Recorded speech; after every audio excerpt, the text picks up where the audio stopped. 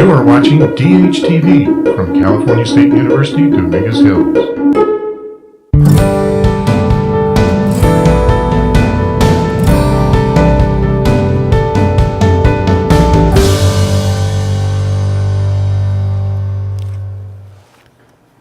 Good morning and welcome to Health Science 300, Health in Public Education. I'm Robin Sinks. I've been your instructor for the course, and today is session 14.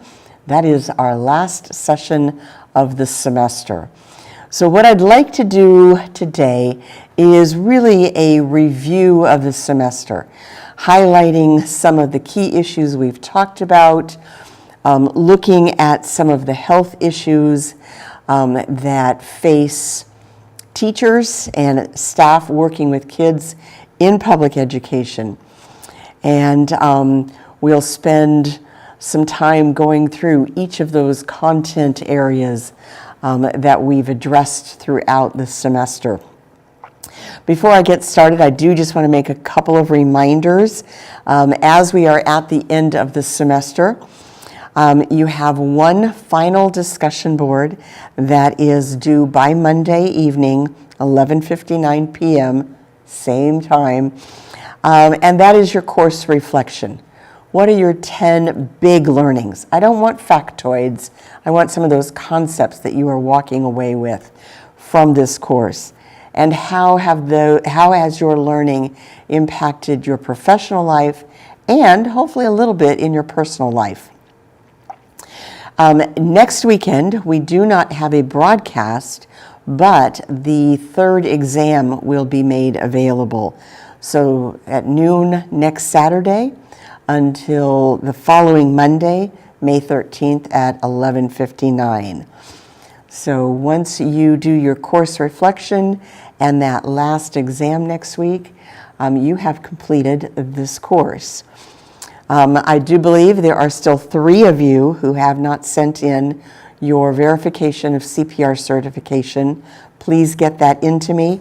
I emailed the 3 of you this morning, so I need that so that I can give you the grade that you have earned in this course rather than the incomplete. Okay, here in our last session, I do want to provide you one more opportunity to participate in the broadcast.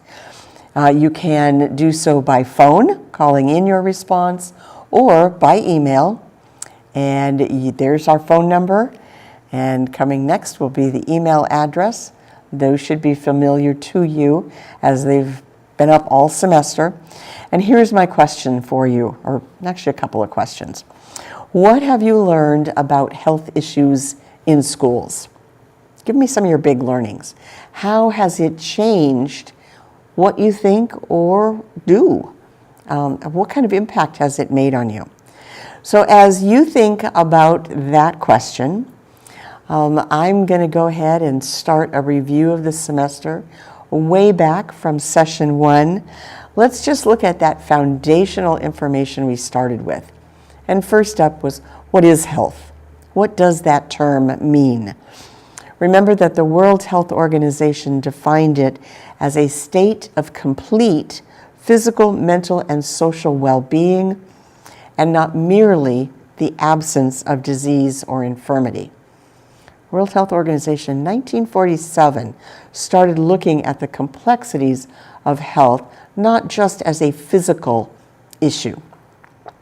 In 1992, Bedworth and Bedworth described it as the quality of people's physical, psychological, and sociological functioning that enables them to deal adequately with self and others in personal and social systems. So really looking at quality of life issues. And then, of course, in 2002, the Joint Committee on Health Education Terminology defined health as the integrated method of functioning, which is oriented toward maximizing the potential of which an individual is capable. It requires balance and purposeful direction with the environment in which he or she is functioning. All right, so looking at how that definition has been enhanced over time, let's go back and see a video that I introduced to you, I think in week 1, on the definition of health.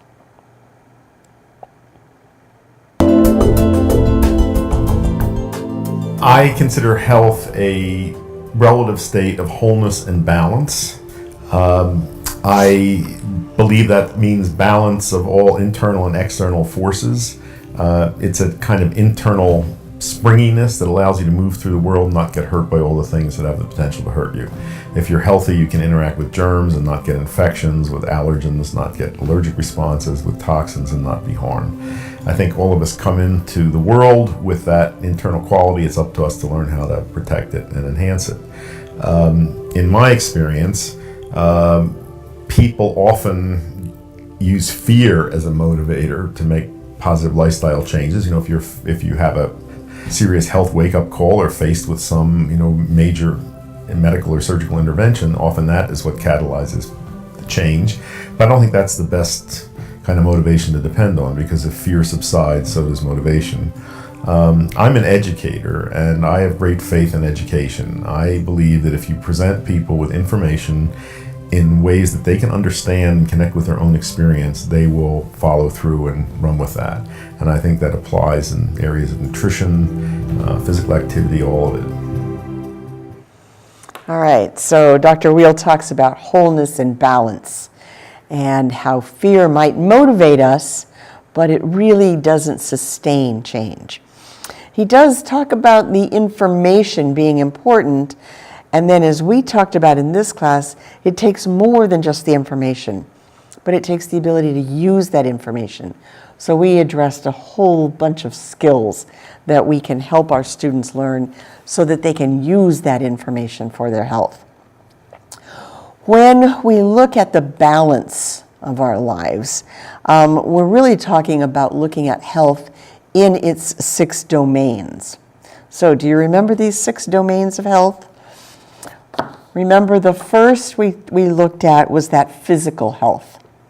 And that's typically what we think about when we think about health. That's the one, that's pretty much our go-to. Those observable physical characteristics. We make a lot of determination on how an individual looks. But we also look at their behaviors. What are they doing for their physical health? And really, when we look at that, we're assessing, what is that individual's, what is my ability to carry out daily tasks, to engage in health-promoting behaviors.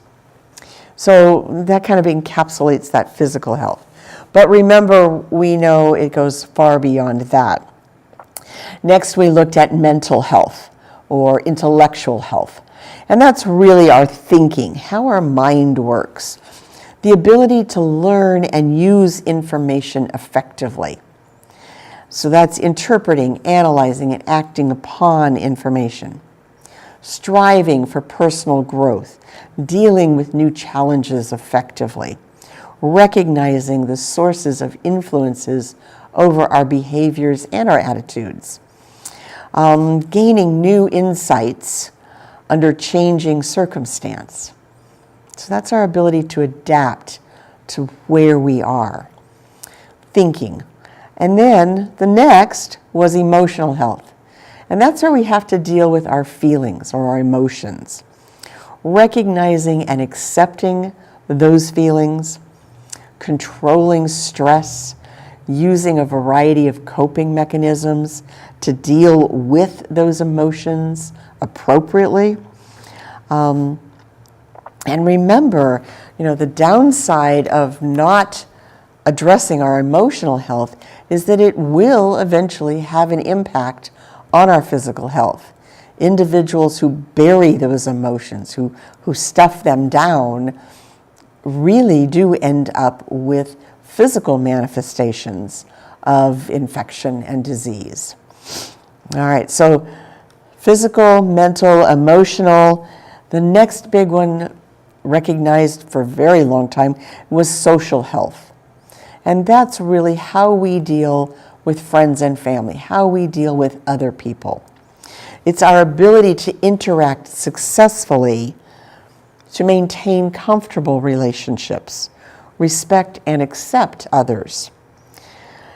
Certainly, that inability to be socially healthy, to use those social skills, is going to limit our relationships.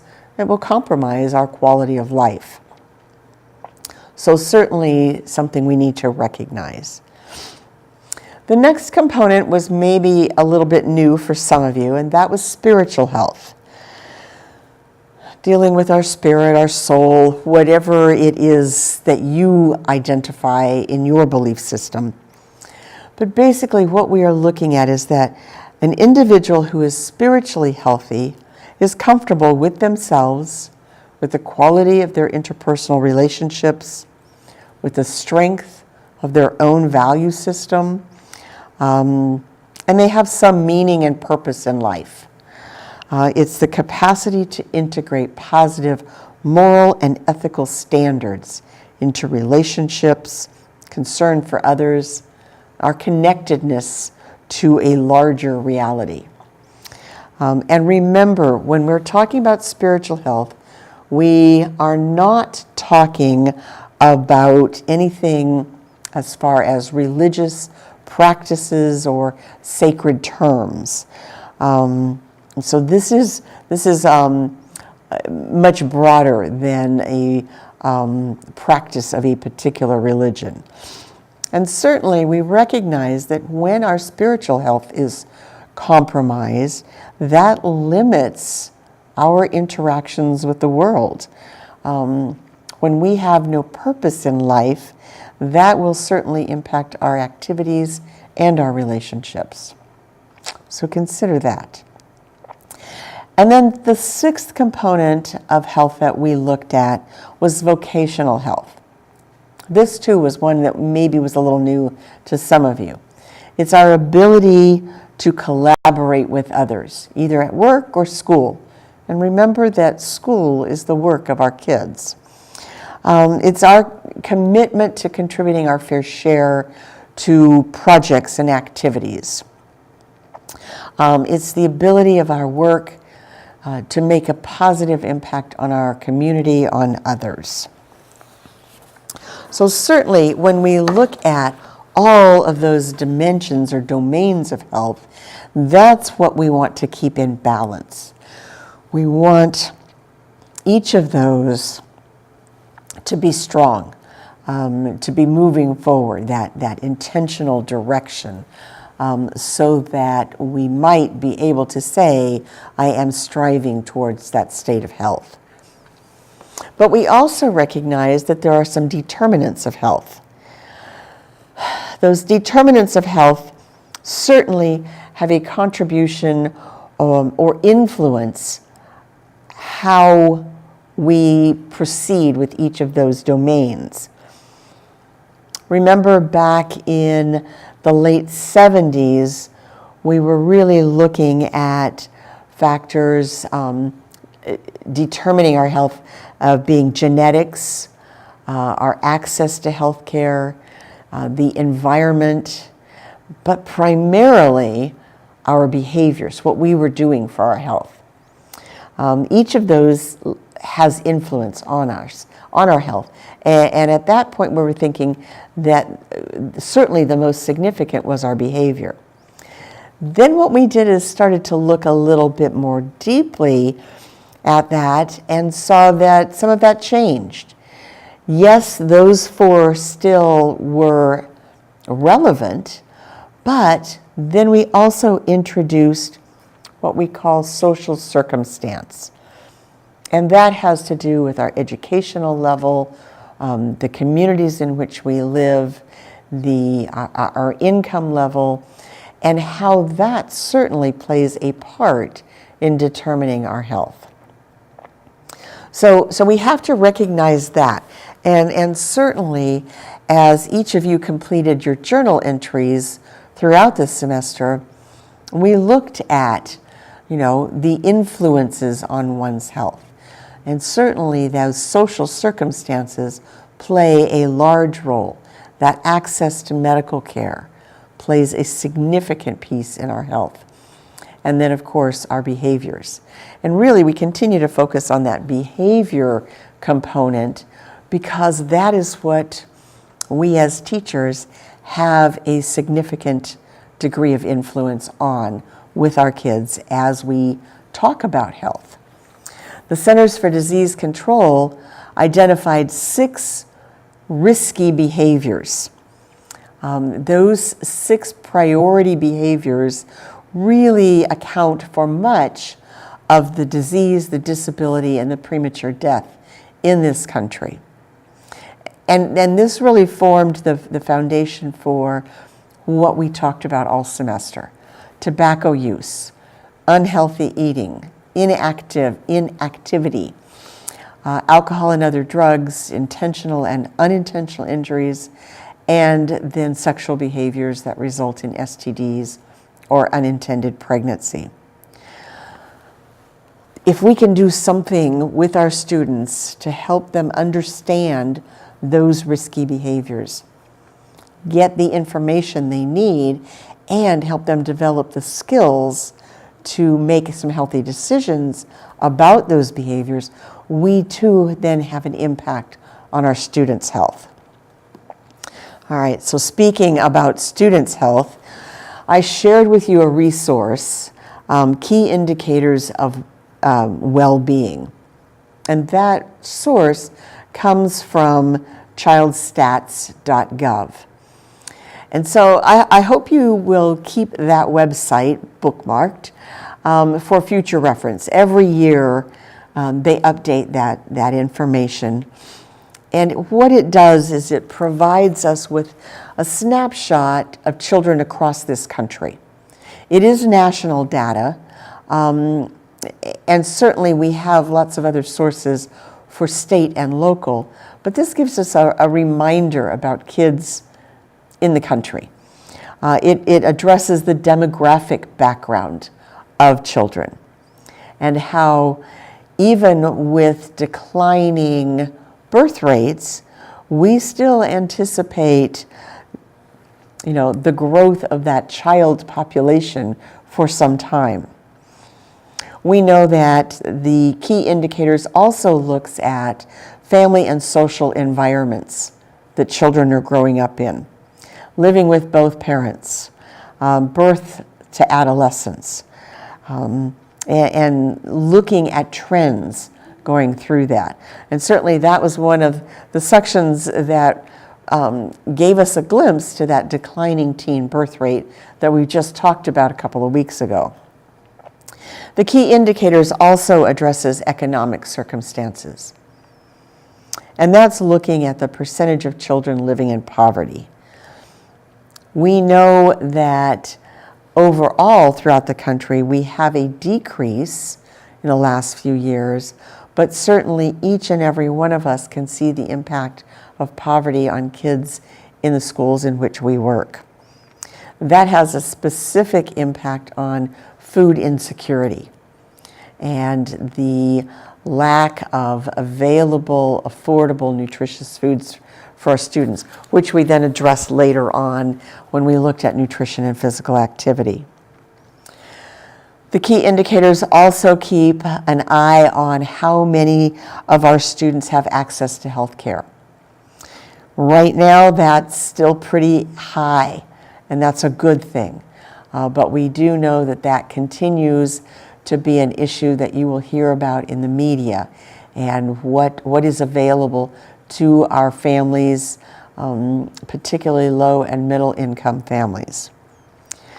Key Indicators also looked at physical environment, which includes families living in communities where air quality standards may be poor, where physically inadequate housing might be found, or particularly crowded housing. Certainly, here in Southern California, we are very aware of some of those issues. And then lastly, in the Key Indicators document, they did also look at a few of the health behaviors of students, particularly those in 8th, 10th, and 12th grade. And that was based on survey data given to students across the country looking at issues like smoking cigarettes. We've seen a significant decrease in that over time. Looking at illicit drug use. We've seen that pretty much remain steady for quite some time, but again, not at incredibly high rates. So we are still working on that one. And then we know that marijuana use is actually decreased for 8th and 10th graders, remains about the same for 12th. And it will be interesting to see what happens with those statistics as many more states across the country have not only legalized medical marijuana, but are now looking at recreational marijuana for adults. How will that impact students' use? All right, so looking at health issues, it brings us then to, okay, what are we doing in schools? And certainly, health has a place in the academic environment. Schools are in a unique position to improve the health of kids. Staff can certainly identify health issues, refer for care to school staff, to community agencies. Schools do a lot to support friendships and socialization, that social health component. And we also have significant impact on social norms, promoting health behaviors rather than those unhealthy behaviors.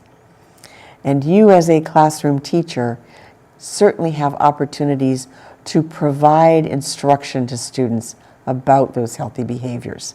Whether you are doing that in formalized lesson plans, in an instructional component, or whether you are doing it in conversation, in your own modeling of healthy behaviors. It does have a place in schools, and we certainly see the impact of our students' health behaviors. Maybe as we address health, as we get kids into care, we can see an improvement in those health behaviors in our communities, and hopefully we see that across the country. We know that healthy children are in a better position to acquire knowledge. Students are in school to learn so many things, and certainly no curriculum is brilliant enough to compensate for hungry stomachs or distracted minds. The American Cancer Society really kind of nailed all of that in that comment, in that quote. We can do a lot as teachers, but we want to make sure our kids are healthy so that they reach that maximum potential. We know that healthy kids make better learners, and better students make healthier communities. And that's where we ultimately then have influence.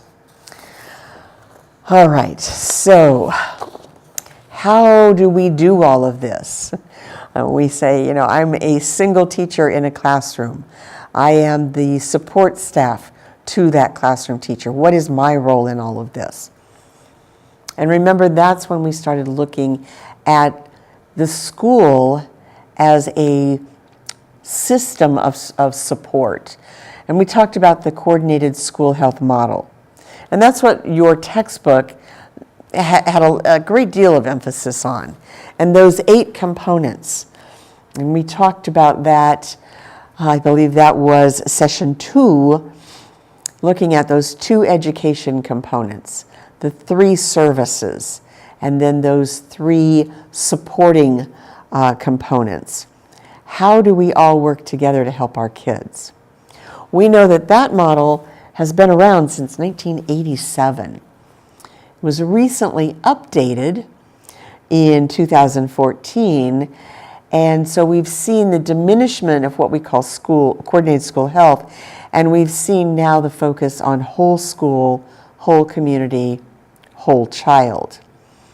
So again, in this revised system, we see the same components. They've broken out a couple of them, so now we have 10 components rather than 8, but it's really looking at the wraparound of the community. It's looking at bridging education and health in a much more detailed and succinct manner. So, what do we do within that system? Well, for the purposes of this course, we really focused on health education. And we know that there is far more than just giving kids the facts. Let's look at the video clip that I shared with you in session 3. An apple a day is not enough. An apple a day is not enough. Don't let me start preaching. But shouldn't the children of the country that's the wealthiest also be the children of the country that's the healthiest? That makes sense. You'd think that would be true. I know I would. I'm just saying, wouldn't you? But that's not the case with our kids these days. Kids' health is declining in all kinds of ways. We need to improve it. We can, and we will. But it starts with thinking of health as a skill.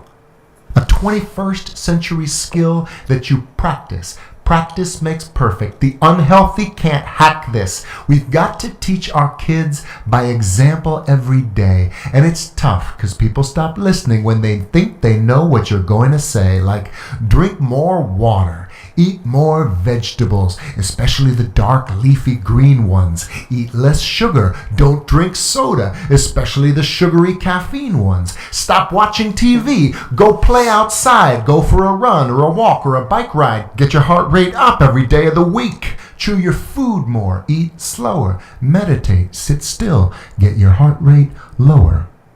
Set yourself a health goal. It doesn't have to be wild. It takes a lot of things to raise a healthy child. And healthy kids do better in school. They have better jobs. They lead better lives. They marry healthier husbands and healthier wives. Good health is a skill, and teachers need to teach it. Now you got me preaching, so I might as well preach it. Health is not a one-semester class you take in middle school. It should be a part of every subject. Not the exception, but the rule. Learn about good health in math, in English, and in social studies. Work on a project about nutrition in science with your buddies. And parents need to be involved too. Teachers can't do this alone. Good health starts at home. We need to own this issue because the stakes are high. What does it matter if we try to increase our scores in math and reading if scores are dying before their time because they got fatter and fatter? Healthy students make wealthy earners, not to mention better learners. The choices you make every day have the biggest impact in the biggest of ways. Check it. Why else would they say an apple a day keeps the doctor away?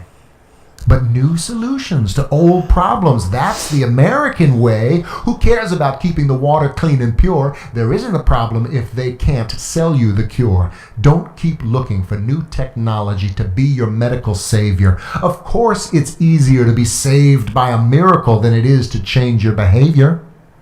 So we need to value health education the way we value math and reading. We can't keep feeding our children the same old lessons like junk food full of saturated fat and sugar and chemicals. We can do better than that. We can and we will. And that's the truth, because the future belongs to the healthy youth. Amen. Okay, so that video clip takes a little bit of what we learned in coordinated school health and whole school, community, whole child, and it really looks at health education in schools. And certainly, health education in schools has changed over time. We've gone from providing students with lots of facts and scare tactics to building their self-esteem. And then when those didn't seem to change behavior, we thought, okay, let's look at the issues of the day, whether that was gang involvement or drugs or teen pregnancy or child abuse.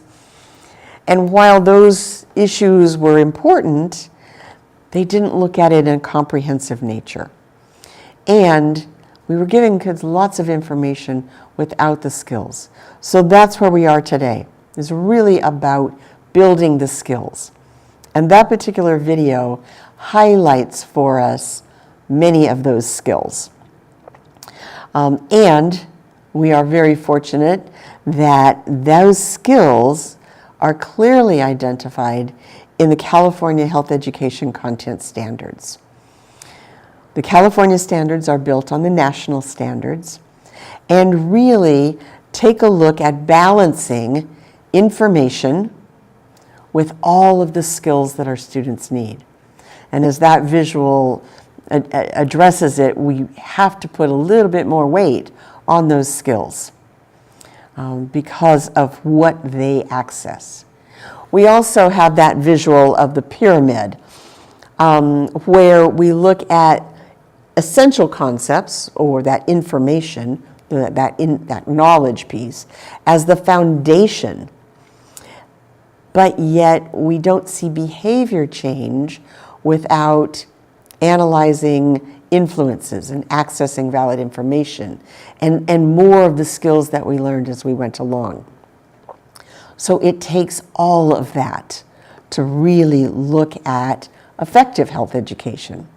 So let's go through each of these just one more time.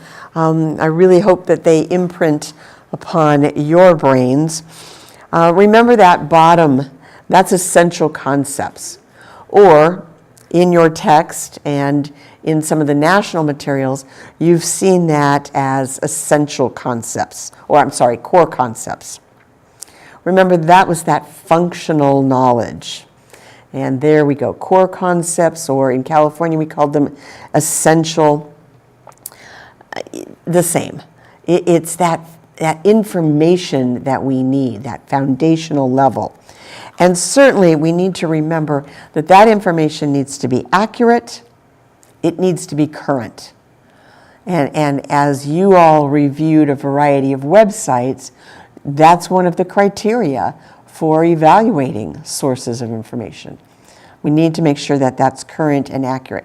When we looked at core concepts, that's where the California standards break all of that information down into 6 content areas.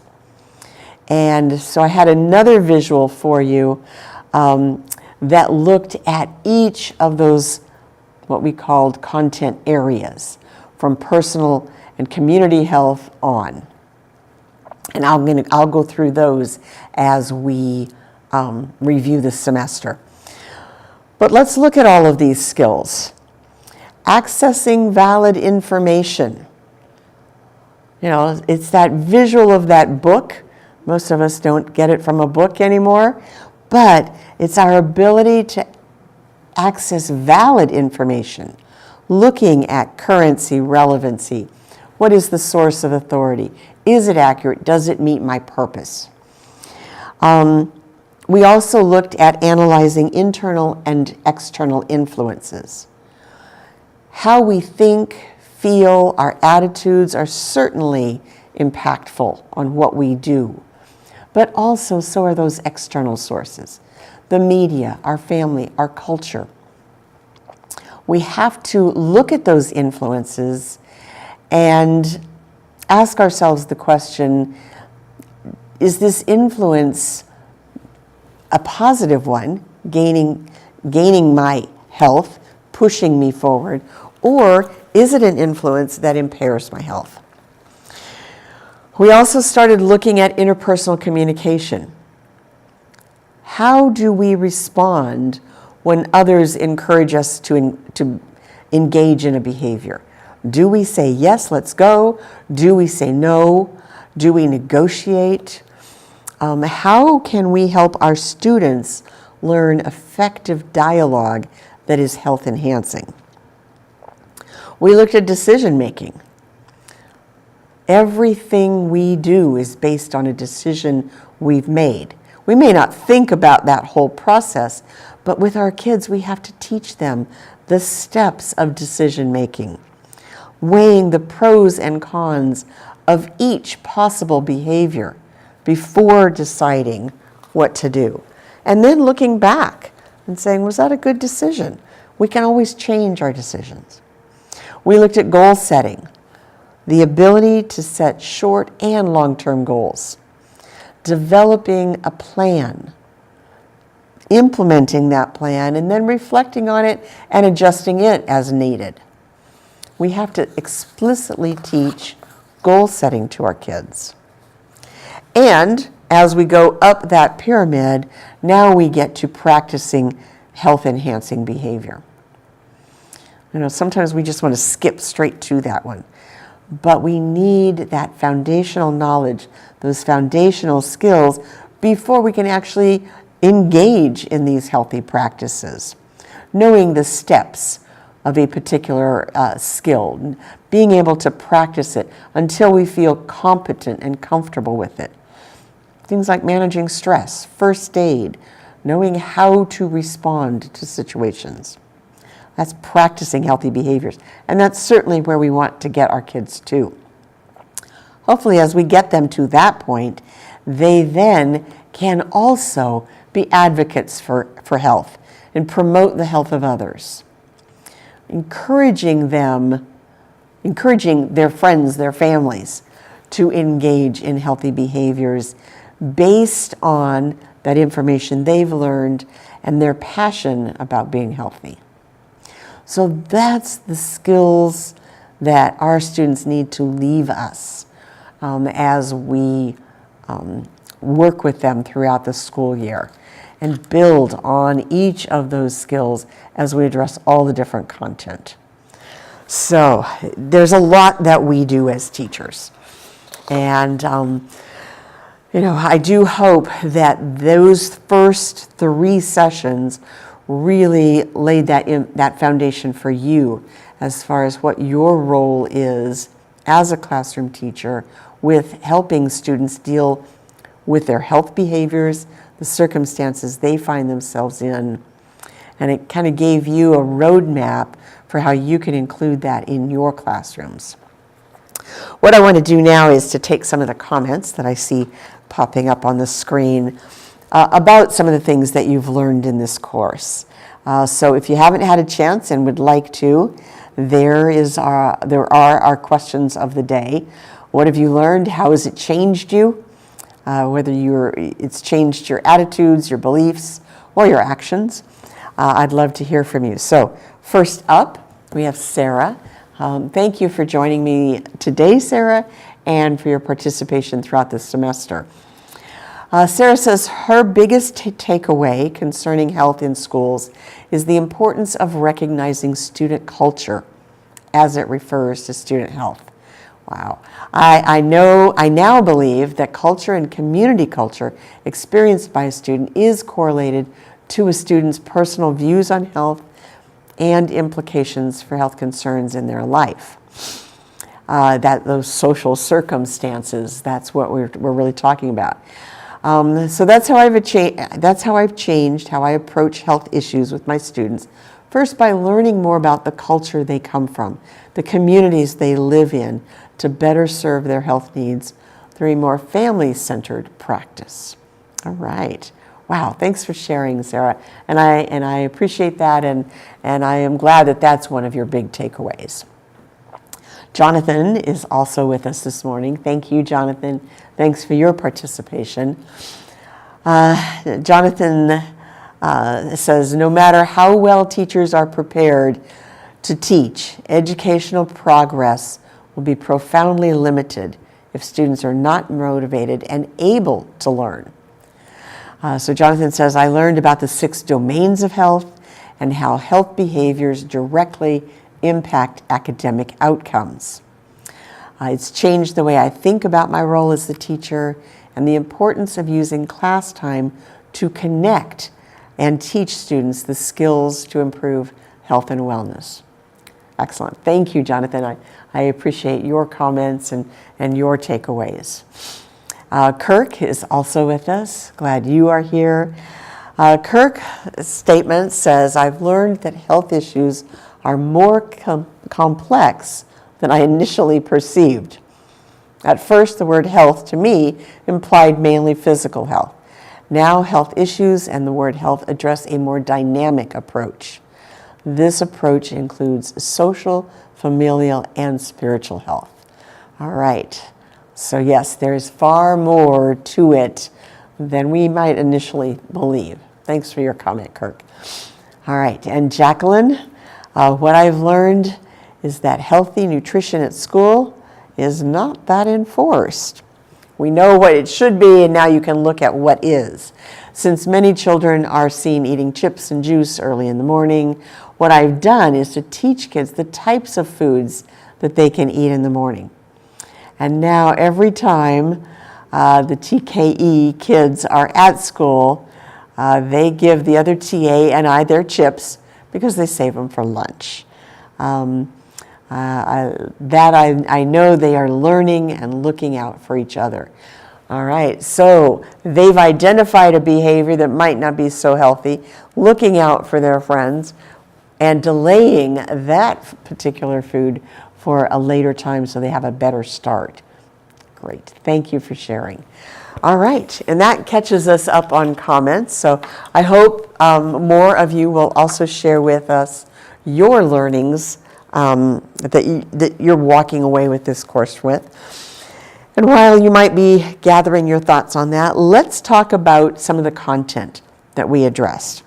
I just want to do this first three sections really quickly. We did this in the first part of this semester from session 4, personal and community health. And I think this is probably one of those areas that a lot of you already had some assumptions about. This one addressed everything from brushing teeth, the importance of sleep, the critical value of hand washing, and then sun safety. And I do want to remind all of us about that piece and remind you that you've got a great source in skincancer.org. Any questions you have about sun safety, this is a great resource for you to access. Also in personal and community health, we talked about managing communicable disease and chronic diseases. And of particular highlight, we talked about diabetes in school. And because of some of those risky health behaviors of unhealthy diets and inactivity, certainly obesity has had an impact on diabetes. So a reminder to you all, diabetes.org is the website from the American Diabetes Association, and another good source of information for you as you may encounter some of your own students managing their diabetes and what that brings into your classroom and some of the things that you will need to be very aware of in your schools. I do want to highlight one of the video clips that I showed you at the beginning of the semester and the importance of fighting germs. Wash your hands. Try and avoid sneezing into your hand because you just contaminate them and then spread those germs everywhere. Focus on sneezing into your elbow, like this, and then you don't contaminate your hands.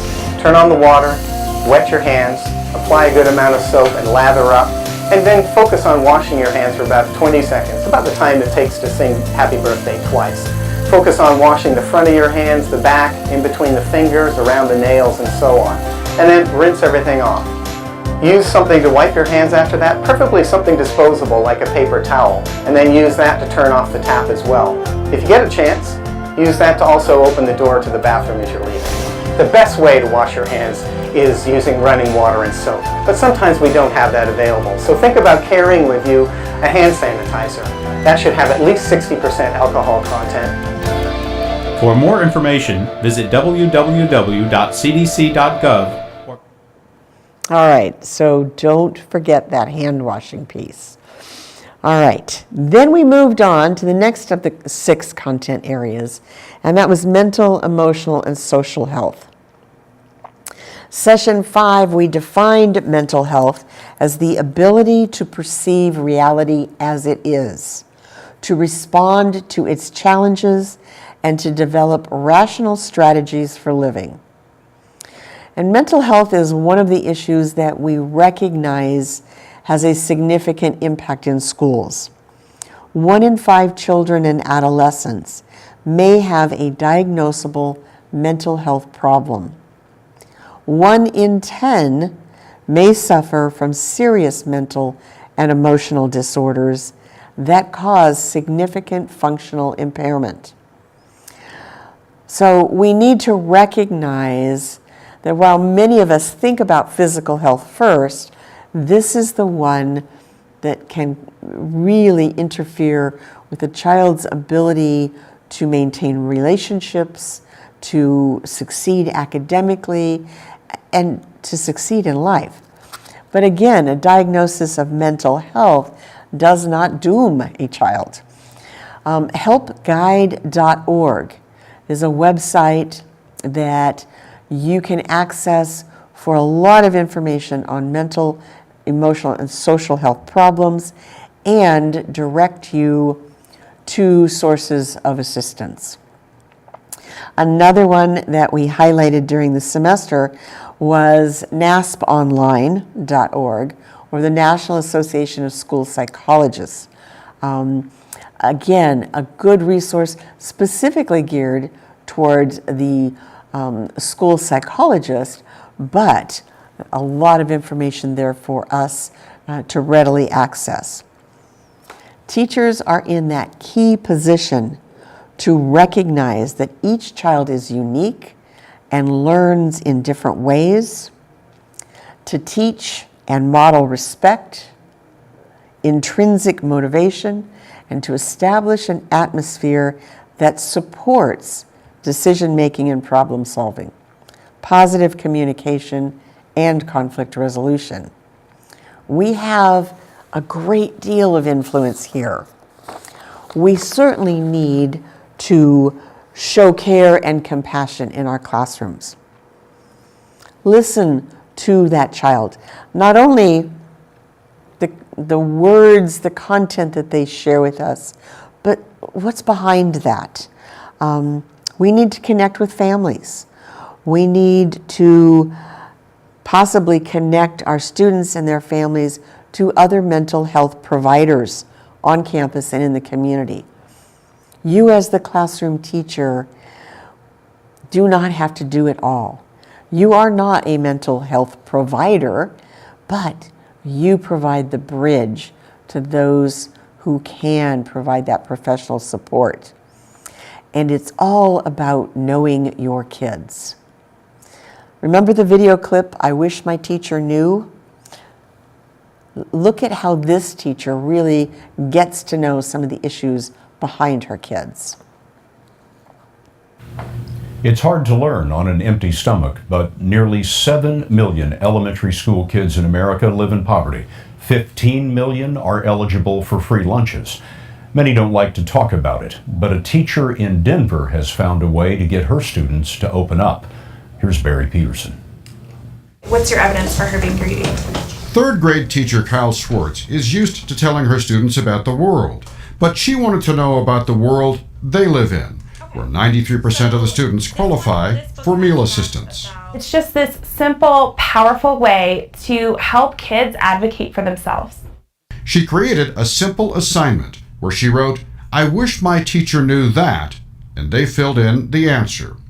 Some of the answers were, "My reading log is not signed because my mom is not around a lot. I miss my dad because he got deported to Mexico when I was 3 years old, and I haven't seen him in 6 years. I don't have pencils at home to do my homework." So I can give them pencils. Once you know. Once I know. Mikhaila Linkevich wanted to explain why she sometimes comes to school tired. What I wanted her to know is that I don't get much sleep at night because my baby sister, and she cries a lot. A great idea caught on. Last month, Schwartz posted some of the students' work on Twitter. Teachers in at least 17 states have used the assignment. A student in Winchester, Virginia wrote, "I got bullied on the bus, and it made me feel sad." Some were typical kid gripes. "My homework is not as easy on Mondays." All right, what you reading? But the biggest change was in her own classroom. When there was a note that said, "I wish my teacher knew I don't have a friend to play with," that next day at recess, all the girls huddled around her and they were all playing together because kids support each other. I asked one third grader, why not just talk to your teacher about your thoughts or needs? He said it was a lot easier writing it down as a class assignment. As we all know, Scott, sometimes it's a little tougher to say things out loud. One great idea. Barry, thank you. All right. And certainly, if you are involved in social media and looking at what teachers are sharing across the country, you will see not only those kinds of activities, but a variety of ways of greeting each child every day and having them check in with you, having them share where they are as they walk into your room. So you have a better chance of meeting their needs.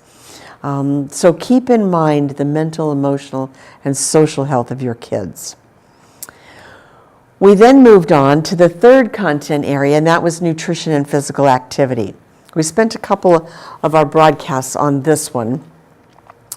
And there were many issues that we addressed. We talked about obesity. Poor diet and physical inactivity are the most important factors that contribute to the epidemic of overweight and obesity in this country. We also talked about the fact that 32% of children and adolescents from ages 2 to 19 are considered overweight and obese, or obese. About 17% of them being that obese category. That puts those kids at risk for developing weight-related health problems, chronic diseases like heart disease, stroke, diabetes, a variety of cancers.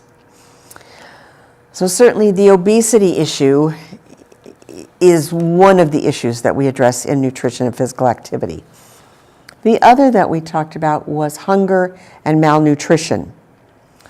Certainly we can see hunger and malnutrition even in those who are overweight and obese because they're getting a lot of calories without the nutrient, but we may also see them in our midweight and underweight students.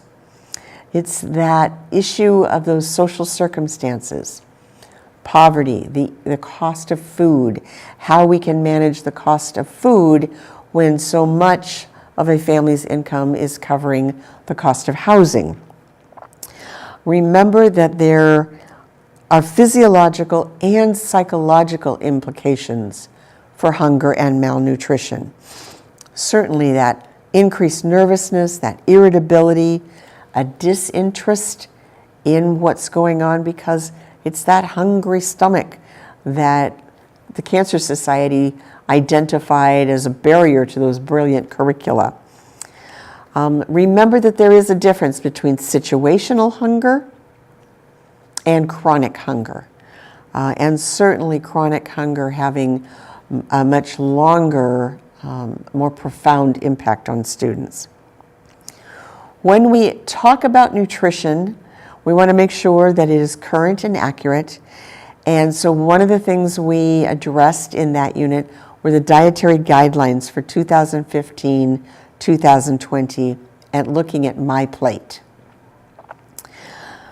We looked at that website, choosemyplate.gov, as a resource for learning more about each of those food groups, looking at what constitutes a balanced diet, looking at the importance of meeting our caloric and nutrient needs with physical activity. We also took a look at reading food labels, one of those sources of accurate information that we can all access. You can find information on nutrition facts from the FDA, the Food and Drug Administration. And I do hope that as we talked about that, you are looking at nutrition facts labels more than you might have done in the past. Also want to give you one more website there called eatright.org. Certainly a wealth of information from nutrition specialists, easy to access both for you as a teacher, as a professional, but also as an individual, for parents, for community members, families and friends. So I do hope that you continue to access valid information around nutrition, because we certainly see a lot of misinformation and a great deal of focus on fad diets, on restricted eating, that may not be the way we want to do our own intake, the way we want to provide that foundation for our own physical health. So keep that in mind as well. Okay, so I've gone through those first 3 content areas pretty quickly. I do want to recognize that Tatiana has also sent in a comment for this morning. Glad you are here, Tatiana. Tatiana says that she's learned that there are a high amount of students with health issues in schools. And they involve more than just nutrition.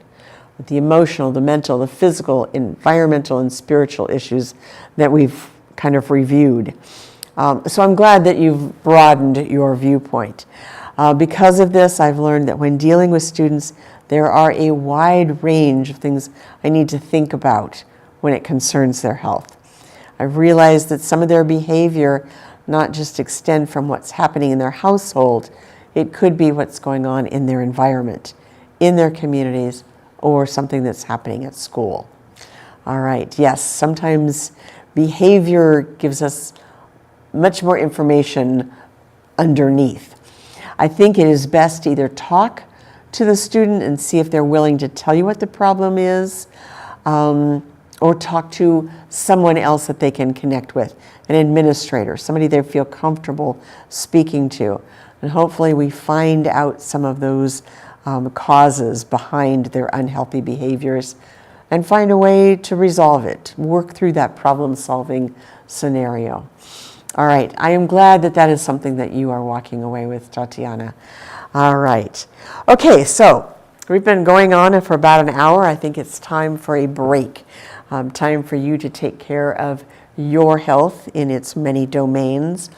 So let's take 10 minutes. I will be back, and we will spend the remainder of our time looking at those final 3 content areas that will be addressed in your exam next weekend. So I'll see you in 10 minutes.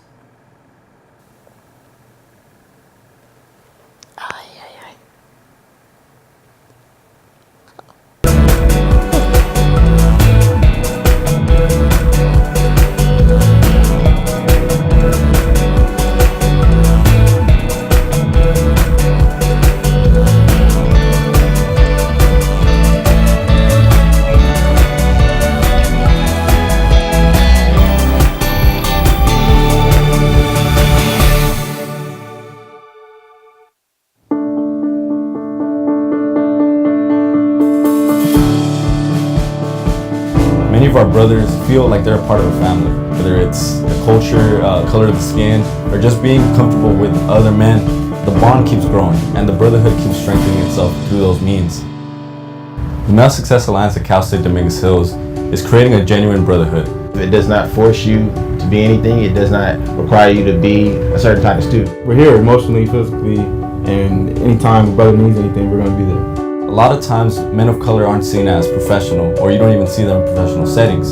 So the Male Success Alliance is trying to get our men ready within their undergrad to be in that professional setting, because they are the professional. The manner that the program is doing this is through the concentration of being there for our brothers. The practical way of doing that is, redefining and strengthening the brotherhood, within the campus and through the workshops and different events that we have. The suit is that signal that we're trying to create. That whole changing the narrative is coming through the suit. When a man's able to be clean, they feel good. It gives us confidence, and it oozes out of the guys. Watching Dr. Franklin and Matt Smith, walk around in these nice suits, it's like, hey, I want to be like that. I want to be him one day. I want to be able to wear that nice suit. And you see the results are better academics, more social, a better social life, and a lot of guys just want to be a part of the program because of it. The Male Success Alliance found me in a very interesting time place, trying to balance classes and my home life, I started to really fail in many ways. I found MSA on my verge of not being a student anymore. Meeting the actual student body president of the Mental Success Alliance, I met him and he was like, "Nah, brother, you are my brother, and anything you need from me, just let me know." And that's what MSA is built on. How does each one teach one, and how do we bring our brothers along with us? And that's why MSA sets that legacy in terms of, it's not just about CSU Dominguez Hills, it's this region, it's this state, and it's the nation, and these young men are going to change all of them.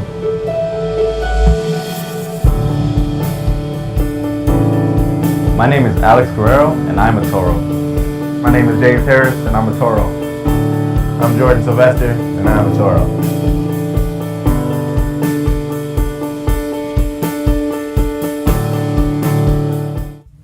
My name is Zanea Fitz, and I'm a senior here at California State University, Dominguez Hills, majoring in psychology. The reason I came to this campus was for its diversity and learning environment. Thank you.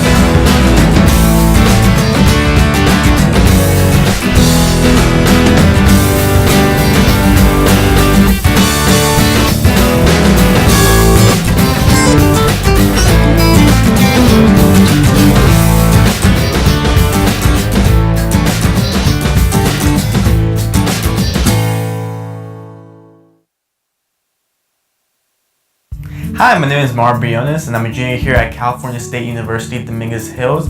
I'm a business major, and the reason why I chose this campus was because of its location and good business program. Maybe you know how to use some of these platforms, but do you know how to make them work for your business interests? Most programs tell you to start with great content, but do they tell you how to create that great content? Creating effective content that can build a viral momentum is the hardest part of social media marketing. That's where we come in. The Certificate Program in Social Media Strategies and Content Marketing is a content-based course of study. During this 48-hour intensive immersion program, you will learn how to understand why some content goes viral while other content fails to gain traction. Identify your target audience, connect with them, and build them into a community. Create content that is specifically designed to inspire a positive emotional response and encourage engagement with your target audience. Distribute your content across the social platforms that are most appropriate for your specific goals. Become a thought leader in your area of expertise. This program is designed to help business owners, artists, and other creatives promote their professional ventures. If you're employed in public relations, advertising, marketing, journalism, publishing, education, or government affairs, this certificate can give you a professional edge toward promotions. If you're seeking employment in these areas, this certificate will let corporate recruiters know that you understand the importance of social media literacy. Enroll now.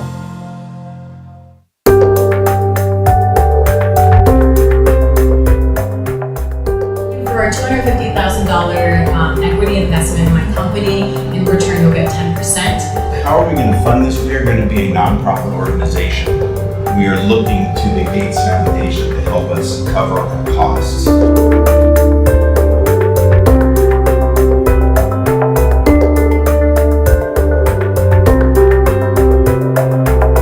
What we'd like to do is to bring out a product, a video game, that we can bring to market that will have the educational value, and what we like to edutainment.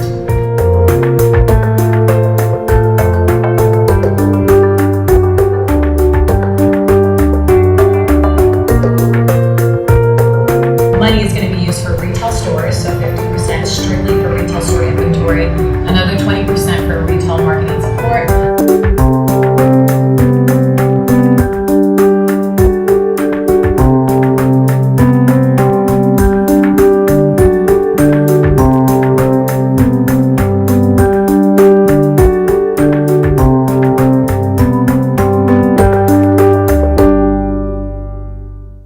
Hi, my name is Obi Wogboy, and I'm currently a junior at California State University, Dominguez Hills. The reason I came to this school was for the great environment, the small class sizes, and the amazing sociology program.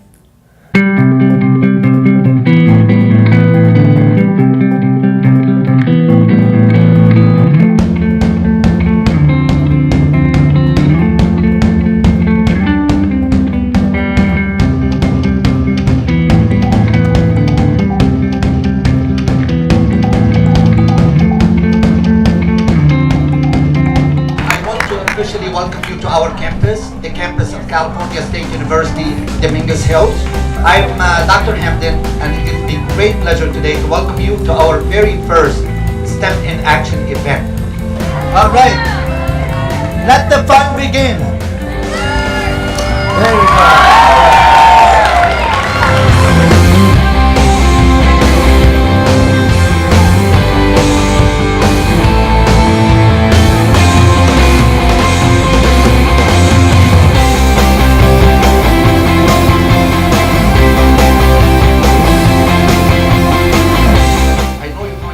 Time of your life today.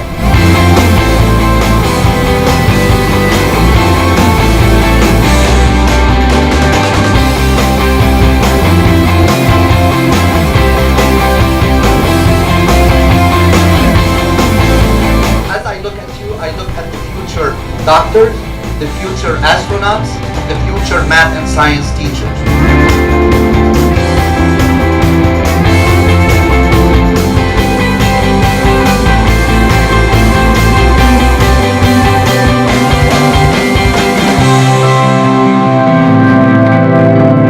This is where STEM happens. This is where STEM comes alive.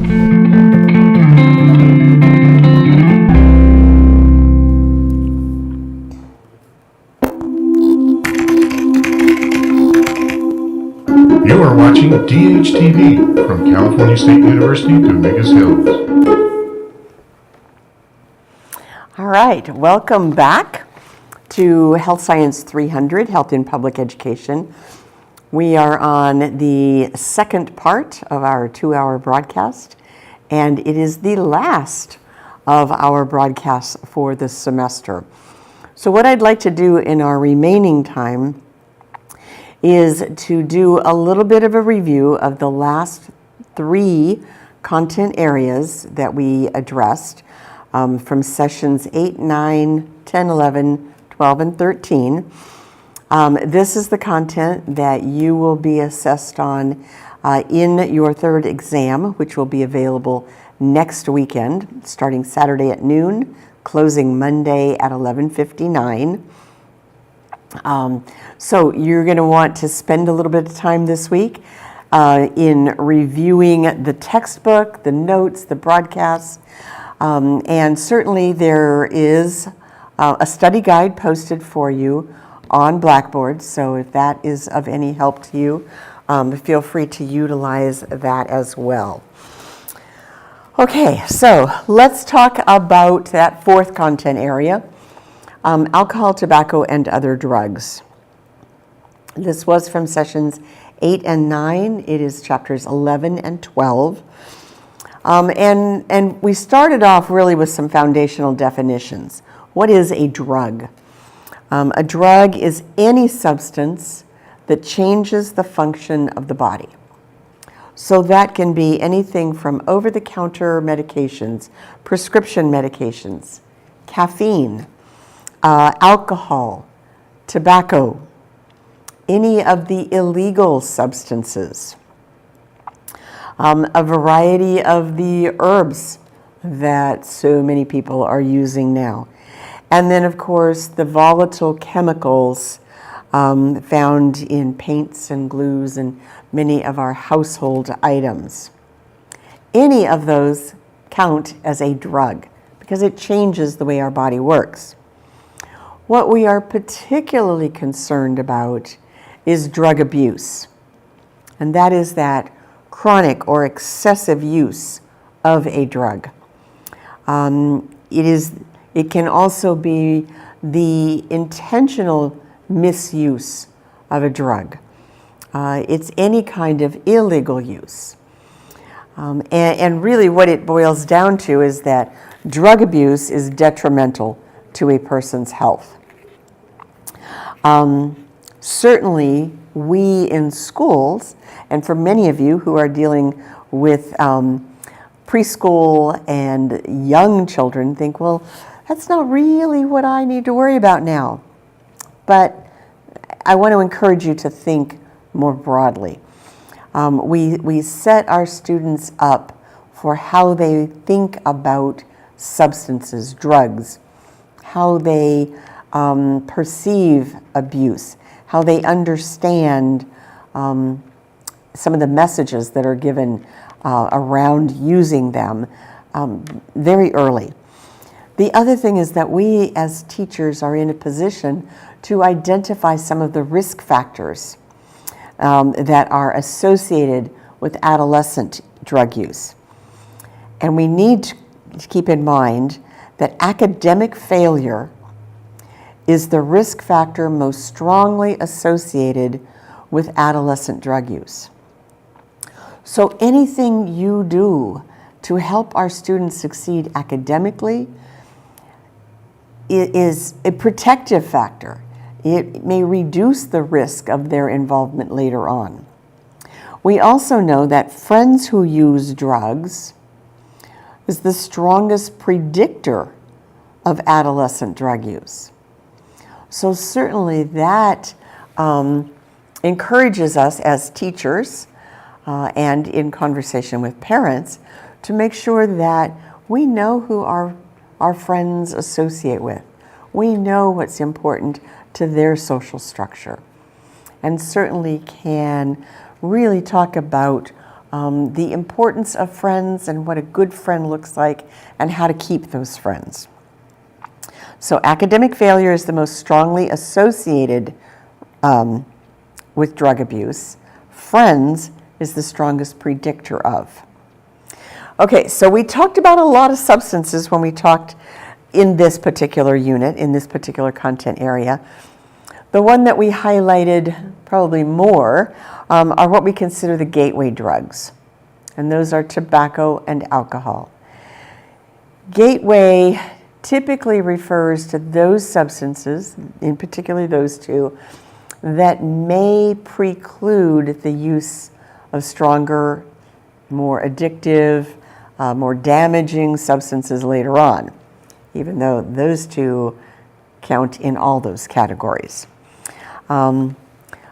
Students who are willing to risk involvement with tobacco and alcohol may be more willing to risk involvement in other substances as well. All right, so let's look specifically at tobacco, one of those gateway drugs. Nearly 90% of adult tobacco users began their use of tobacco before the age of 18. In California, the legal age of use now is 21. This is typically not a behavior that many adult users begin in adulthood. Some of the risk factors we identified were parental smoking, body image concerns, and the perceived norms of use, the acceptability issues there. And in California particularly, that's probably pretty low. We've had a very strong tobacco prevention program in California since the late 80s. So many of you and many of your students have grown up in a culture where perceived use is really not acceptable. It's the norm is we don't use. When we think about tobacco, we think about primarily 3 substances, though there are many used in the processing of tobacco. First, there's the tar, that brown sticky substance responsible for a great deal of our lung damage and the impact on our skin, hair, nails, breath, the environment in which a smoker may be found. Nicotine, however, is the substance that is the addictive part of tobacco, and it is highly, highly addictive. And as we talked about later on, as in this particular content area, nicotine is the substance found in the e-cigarettes or the Juuls or the vaping paraphernalia. That is the addictive substance there. That is what it makes it so difficult to cease those behaviors. We also need to recognize that carbon monoxide is one of the most harmful components of tobacco. And it's found specifically in that tobacco smoke, but that is what deprives our blood of the ability to carry oxygen. So that is one of the most harmful substances. And remember that harm not only is experienced by the individual who engages in smoking tobacco, but also in those around them. So remember the impact of secondhand smoke, particularly on those of our students who live with smokers who are not yet, and they are not yet engaging in smoking behavior. It's like they're smoking. I smoke when I'm watching cartoons. I have my first cigarette of the day when I get up. We smoke in the car on the way to school. I smoke while I'm coloring. I smoke during my nap. When you smoke around your kids, I'm down to about a pack a day. it's like they're smoking. Secondhand smoke can hurt their lung growth and permanently damage lung functions. I tried quitting. I need to try again. Secondhand smoke, it's nothing to kid about. All right, so we as teachers need to think about secondhand smoke as an issue for our students, particularly when you are seeing students with asthma, frequent colds, and ear infections. If we're seeing those students and we know that they are exposed to secondhand smoke, we have to understand the correlation between the two. That secondhand smoke may actually exacerbate some of those health problems. But we as teachers also need to remember to avoid using scare tactics. You know, it's very easy for us to fall back in talking about how damaging tobacco is, and you know, bring out all of the gross pictures. But we need to remember scare tactics don't work. They get our attention. They may have an impact on short-term behavior, but in the long term, we usually forget those scary images. Please keep in mind that students who smoke are not bad students. They are students who smoke. Avoid the use of terms like smoking is bad, or people who smoke are bad, or smoking is dumb. Remember that some of their parents may be tobacco users, and you in essence are calling them dumb or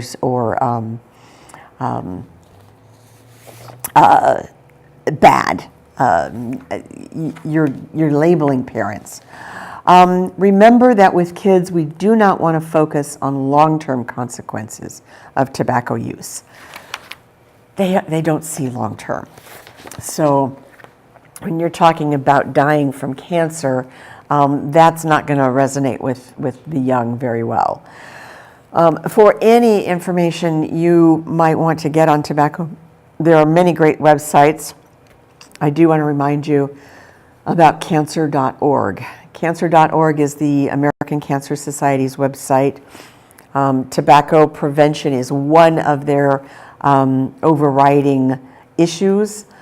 So you can find a lot of good information there.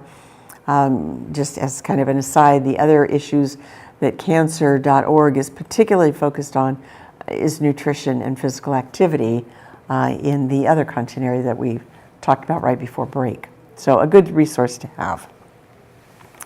So tobacco is obviously an issue of significant health impact. The other drug that we need to think about when we hear that term drug is alcohol. And we tend to say, oh, tobacco and alcohol, they're not so bad. They're illegal for adults. But, you know, maybe their impact is significant enough that had we known years ago, we might not have legalized their use. Alcohol is the most commonly abused substance during adolescence. It's associated with vehicle crashes, with violence, crime, mental health disorders like suicide, depression, many injuries, falls, burns, drownings. So the reach is far greater than just the physical problems associated with alcohol use. And remember, alcohol is one of those substances that is quite accessible, so it's easy to get. The norms around it aren't quite as negative as they are in California around tobacco. So think of alcohol as a drug. The other substances that we talked about in this particular content area, we addressed marijuana. Marijuana is most likely, to be the first illicit drug that young people will use. Even in a state where recreational use is legalized, that is for adults only. It is still considered an illicit drug for youth, and at a federal level, it is still considered an illicit drug. The smoke contains 50 to 70% more carcinogenic hydrocarbons than tobacco does. Yet we do recognize that there are some benefits to using cannabinoids, one of the chemicals found in marijuana. And remember, I provided you with a resource on Blackboard concerning that. But again, we have to consider marijuana as one of the drugs that is highly attractive to adolescents. The other thing we talked about there was the over-the-counter and prescription drugs. Many teens feel that these are safe substances. Doctors prescribe them. Anybody can buy them in the grocery store or the drugstore. They have become the second most abused drug behind marijuana. So we have to have conversation about that. The other thing that we addressed was inhalant use. Huffing, bagging, sniffing, common household products can be extremely detrimental, can be fatal. And this is a substance, because it can be so readily found in homes, that may be accessed by young students. We as teachers need to help students recognize that using drugs, any of them, is unnecessary. It is not a rite of passage. It is not something we all do as we grow up. It can be very harmful. It's self-abusive. And we have to talk about the issue of addiction. We have to understand it as teachers, and as our students go through and age, we need to be able to introduce that concept to them as well. Here's a reminder video on addiction.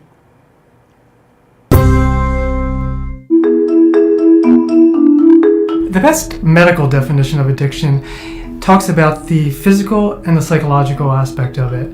We know that addictions have two key elements. Those are this tolerance and then with this withdrawal. So tolerance means that a person needs more and more of the substance or needs to engage in more and more of the behavior to get the same baseline level of high. So while they used to smoke one joint and get high, they now need to smoke 3 joints throughout a day, or they need to stay high all day. The other aspect that I think is important to highlight here is this fact of withdrawal, so that the person experiences incredible physical and psychological distress when they don't have access to the substance or the behavior. Physically, this manifests itself if the person's addicted to drugs and they stop taking the drugs. They'll experience incredible withdrawal symptoms, physical withdrawal symptoms. It's also important to talk about the psychological impact of this too, and the psychological withdrawal symptoms, that people experience incredible anxiety and stress if they don't have access to the drug or the behavior, or their ability to ingest or to take in the drug or engage in the behavior is limited. So again, it's these two key elements of tolerance and withdrawal. Okay, so keep those in mind. Again, a resource to keep close at hand, drugabuse.gov, this federal website that again can provide you with some current accurate information about a variety of drugs and the resources to address drug use and abuse. Okay, so that's a little bit of a quick review on that particular content area. Our next one was injury prevention and safety. This was from sessions 10 and 11 and chapters 8 and 10 in your textbook. Chapter 8 looked at unintentional injuries, or what many of us refer to as accidents. Unintentional injuries, remember this, are predictable and preventable. They are typically a result of human error. And so there are things that we can do to prevent them, or to at least minimize the injury should they occur. We talked about child passenger safety. I am continually amazed as I drive around the area, seeing young children unrestrained in cars, seeing young kids sitting up in the front seat of a car. That's a lot of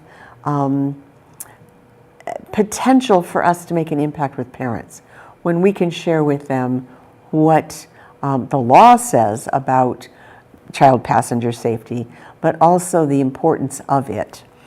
We talked about pedestrian safety. We talked about safety in the home, around water, and of course on the playground. Remember that almost half of playground injuries result in severe injuries, those playground events.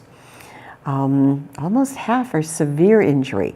So certainly be aware of what's out on your playgrounds at your school sites. Ensure that there is supervision. Check the equipment to make sure that it is functional, it is safe, and does not need to be repaired. And then, of course, teach your kids how to be safe on the equipment and what to do should they become injured there. We talked about fire safety. We talked about sports safety. Remember that discussion on traumatic brain injuries?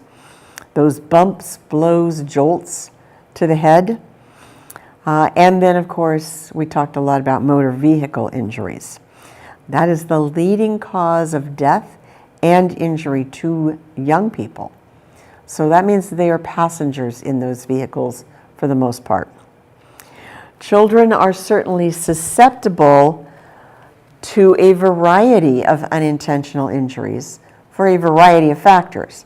They are curious, they are small, they like to explore, they have limited physical abilities, coordination, and they have limited cognitive abilities. They are often unaware of the danger, they are impulsive, They may not be able to predict what might happen. And part of growing up is taking risk. So our kids are susceptible to these unintentional injuries. We as teachers need to take a positive approach in addressing injury prevention. It's about the choices we make. It's about the responsibility to ourselves and others to engage in safe activities. Focus on concrete experiences and practice those skills around unintentional injury prevention. As teachers, make sure you are aware of what's happening to your kids when they are with you in the classroom, but also when they're on the playground. We need to be particularly aware of concussions or those traumatic brain injuries. Here's that video clip one more time as a reminder for what is a concussion.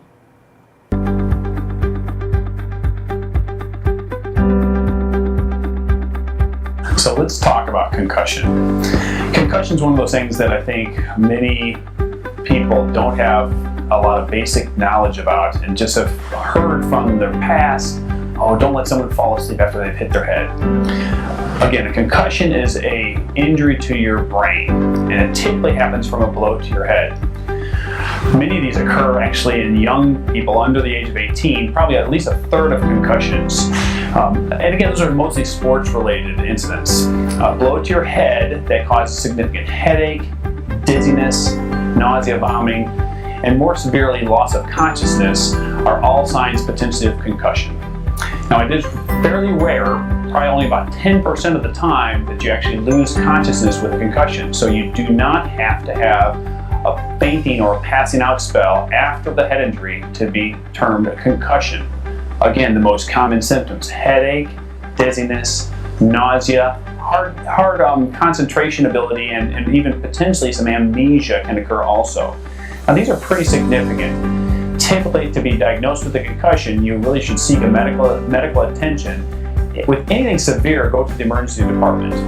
5-Star ER is well equipped to have trained emergency professionals, both nurses and physicians, to treat you right away and try to detect concussion.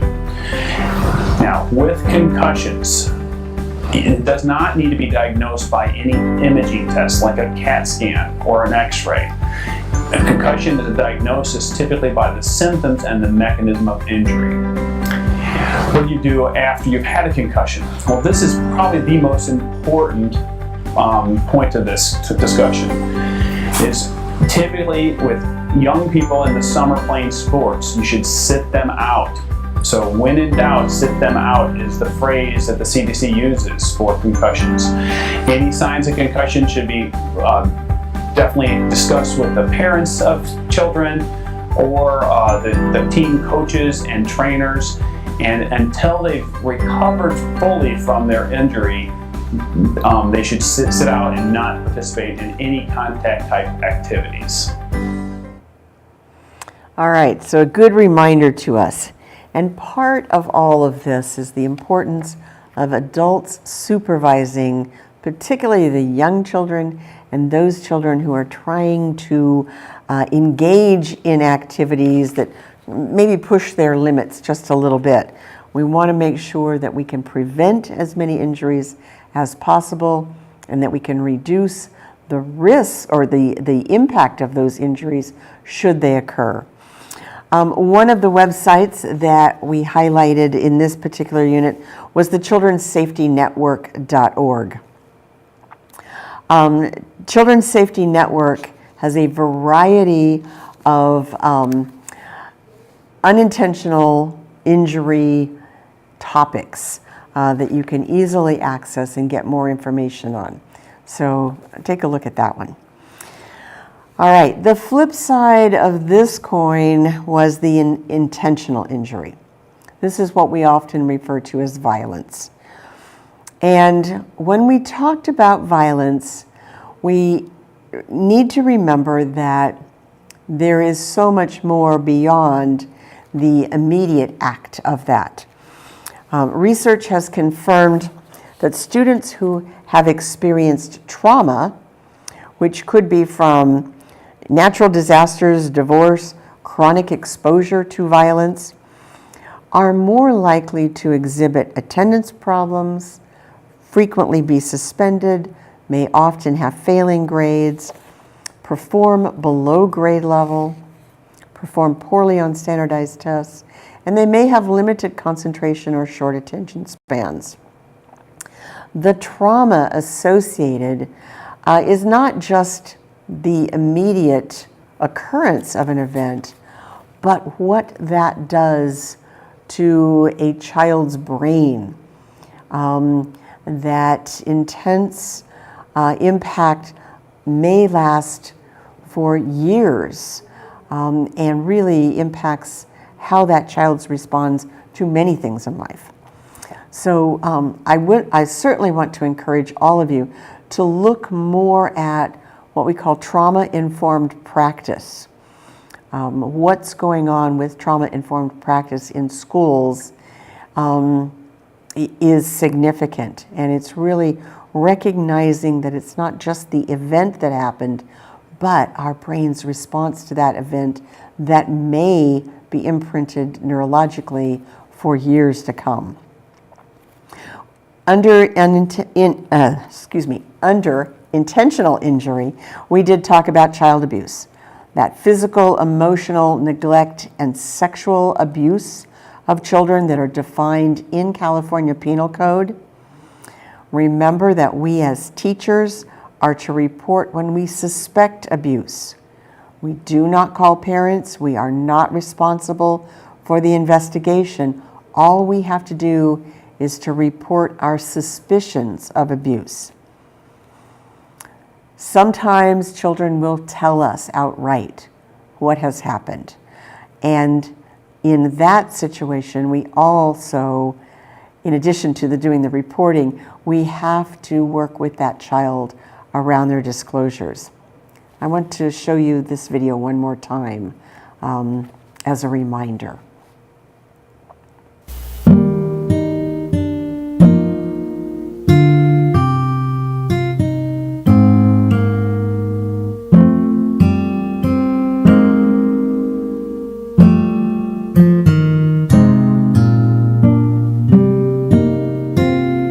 Talk to me so I can understand you. Remember, I am a kid, and I don't always understand grown-up words. Never promise me you will keep what I tell you a secret. Don't tell people who don't need to know. I need to trust you. You need to understand that it might be hard for me to talk about the abuse.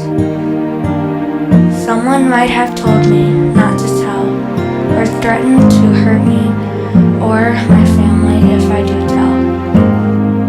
I might feel embarrassed or think what happened was my fault. Make sure to tell me that you still care about me. Reassure me that what I tell you doesn't change how you feel about me. I might be testing you to see if I can trust you. I may have tried to tell others, but changed my mind. Don't act shocked about what I say. It could make me feel bad. Tell me that it took a lot of courage to tell what happened, and it was the right thing to do. If you are sad, tell me that it is because you care about me and don't want to see me hurt. Tell me you will be okay. I worry about you too. Tell me what is going to happen next. Don't ignore me just because I'm a kid. If I have questions, don't make up answers. Tell me that you don't know, but you will try to find out. It's okay not to always know the answer. I chose to tell you my biggest secret. I am trusting you to help me.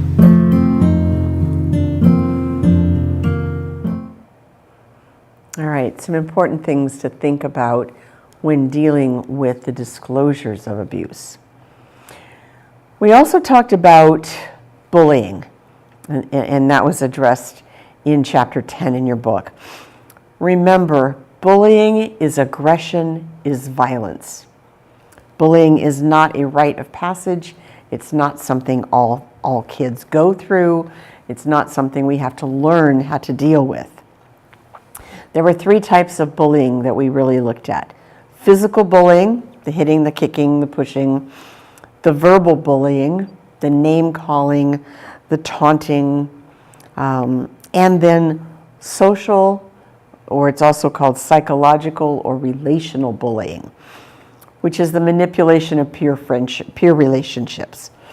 It's that intent to spread rumors, to gossip about, or to isolate a particular individual, to exclude them from activities. When we talk about bullying, remember it needs to meet 3 conditions. The negative behavior toward the target student is intentional. The bullying behaviors are repeated over time, and there is an imbalance of power or perceived inequity between the perpetrator and the target. Okay, bullying is not a one-time event, and I still in media see this reference to a single event identified as bullying. It is a repeated behavior, and it has that imbalance of power in that relationship. We also talked about sexual harassment as a form of violence. Sexual harassment is part of child abuse, it's part of sexual bullying, but remember that sexual harassment are those sexual jokes, comments, touching, a variety of behaviors, drawings, graffiti that are unwelcome, that are perceived as an individual as unwelcome. They are uncomfortable. They cause damage.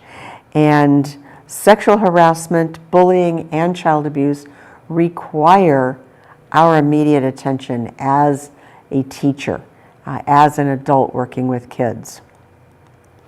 Make sure you know your school, your district's protocols, procedures, policies related to all of them. And then I do want to remind you of the healthychildren.org website. Again, this is the website of the American Academy of Pediatricians, the Pediatric Association. Lots of health issues addressed here, but very good resources for violence in child and adolescent populations. All right, and then we come to the 6th and final content area, growth, development, and sexual health. We talked about this particular content area in broadcasts 12 and 13. In session 12, we really looked at sexual health and that physical growing up during childhood through puberty, etc. That was in chapter 13 in your text. Remember, our intent here, whenever we are addressing growth, development, and sexual health, is not only to help kids understand what is normal growth and development, but also to prevent, reduce teen pregnancies and sexually transmitted diseases. We know that we have made significant progress in reducing teen pregnancies in this country. That means a lot to us as teachers because teen pregnancy is one of the predominant factors in girls dropping out of school. We talked about what comprehensive sexuality education means for pregnancy and sexually transmitted infection prevention. We know that it delays the onset of sexual intercourse. It has a clear message of abstinence. but also addresses contraception and condom use. The goal of all of this to prevent unplanned pregnancies and sexually transmitted infections. Keep in mind that the majority of parents in this country are extremely supportive of our efforts.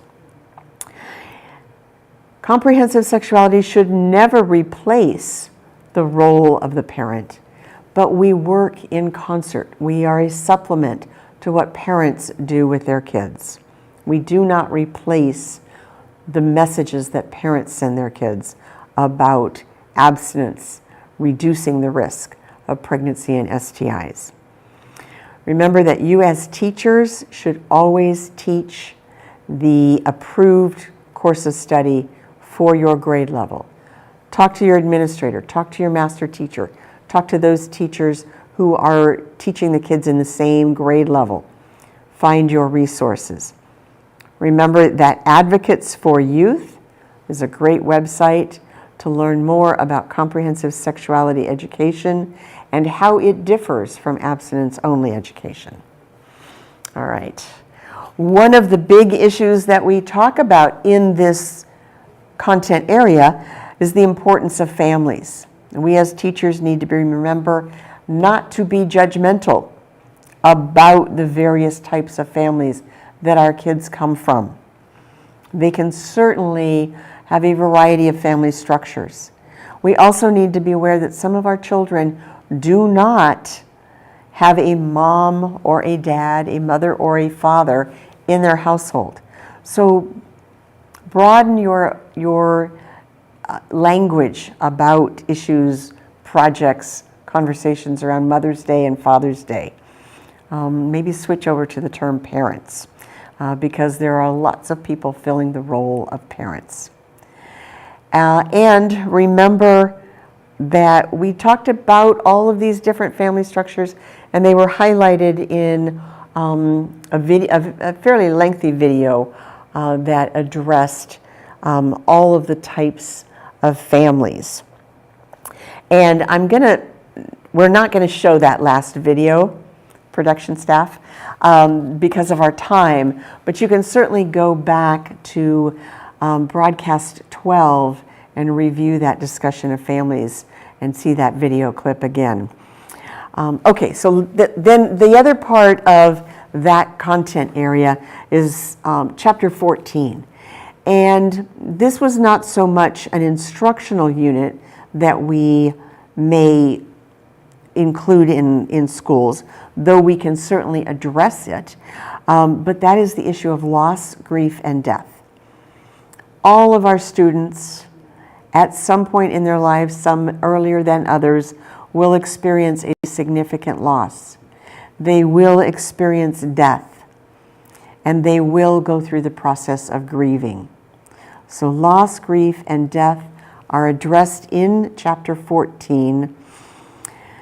Remember, it is important for us to give kids a sound understanding of what that is, because death is often portrayed in a very misleading manner, very confusing for kids.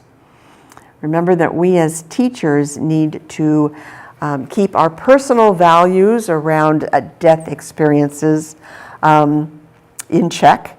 There are certainly controversial issues around death and afterlife, etc.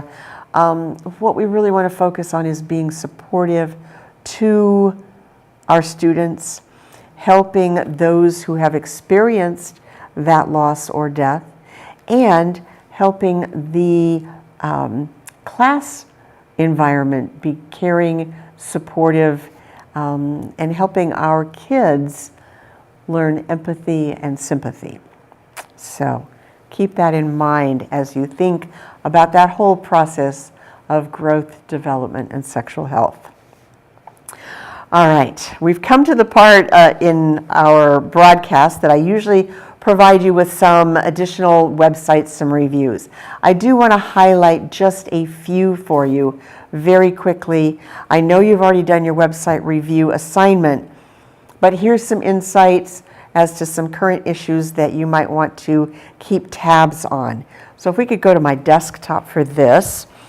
The first I want to share with you is the California Department of Education, the Curriculum and Instruction webpage there. This is where you will find all of the content standards and the curriculum frameworks. I want to particularly highlight this one for you because when you go to all frameworks, scroll down to the Health Education Framework. The Health Education Framework is in the process of being updated. There is a draft version of it available for your review. This will help put into practice the content standards that we've talked about all semester. So do take a look at that page. Another page I want to encourage you to look at on the California Department of Education site is the Learning Support site. More information about bullying, child abuse, mental health, truancy, homeless education, and foster youth services. That has some great information. Many of you already reviewed kidshealth.org from the Nemours Foundation. If you didn't, I want to encourage you to do so. Great information for kids, teens, parents, and teachers. And then, of course, you heard me address the Centers for Disease Control probably in every broadcast. Don't forget their website. This is the go-to place. And then if you are working in Los Angeles County, don't forget publichealth.lacounty.gov. This is your local health department website. This is for all of LA County except Long Beach and Pasadena, who have their own health departments and their own websites. But you'll want to take a look at health issues specific to our area. All right, my last 4 websites are general education websites that touch on many of the issues we talked about. Edutopia.org is the website of the George Lucas Educational Foundation. And one of their top flyer banner issues today, helping students with ADHD. How do we as teachers work with all of this? And then you will find a lot about social, emotional learning, etc. But do take a look there. The other is teachthought.com. This is a teacher support site.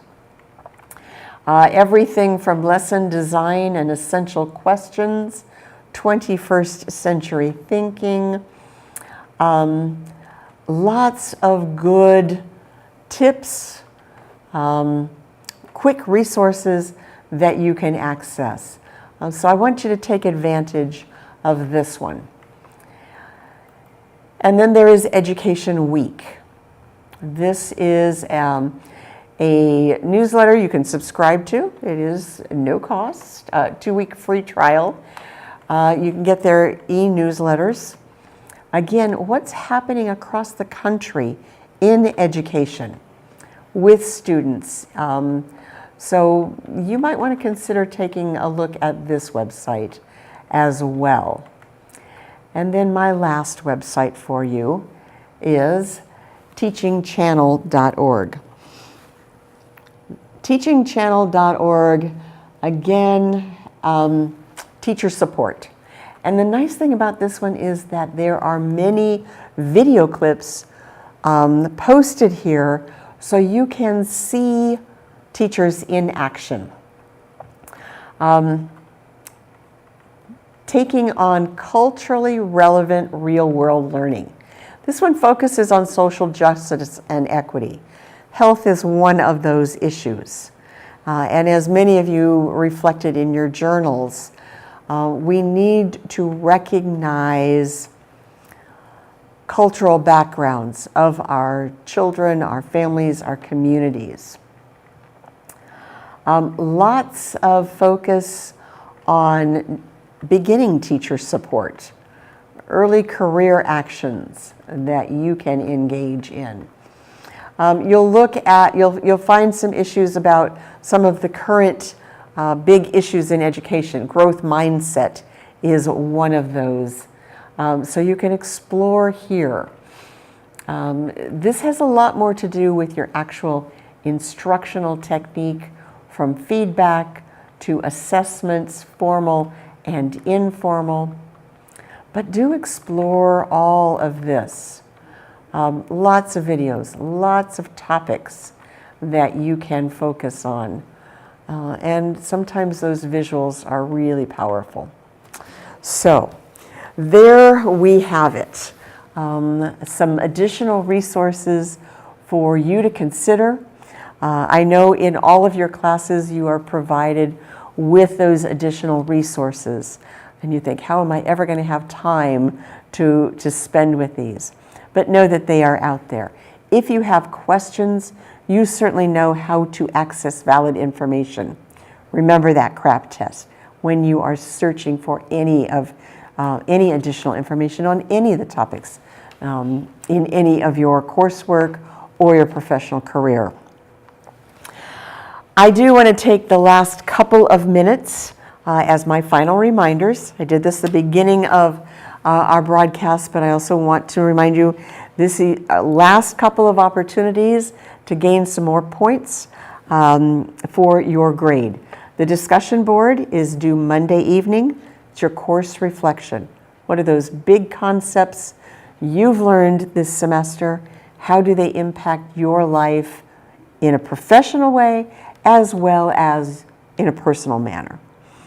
Couple of you still owe me your CPR certification verification. Don't forget to get that to me. And then spend this week also preparing for your third exam. That will open up next Saturday at noon and will be available to you through Monday evening, 11:59 p.m. And with that, I will then have your grades posted for you in just a few days after that. But certainly you all kind of know where you are. Remember that I do not round up on my final grades, so make sure you capture as many points as possible on these last two graded activities. I do want to take a moment to thank each of you for joining me this semester. I do hope that you have learned a lot about yourself, about teaching, about children and families, the impact that health has on a child's growth and development, on their ability to secure and maintain friendships, build relationships with families, trusted adults, and deal with some of the health issues that children bring with them when they walk into your classroom. I do hope you've learned a little bit about what to do or where to get more information or support. I do wish each of you the best as you enter this profession, and as I sign off, wishing you peace, health, and happiness. Take care.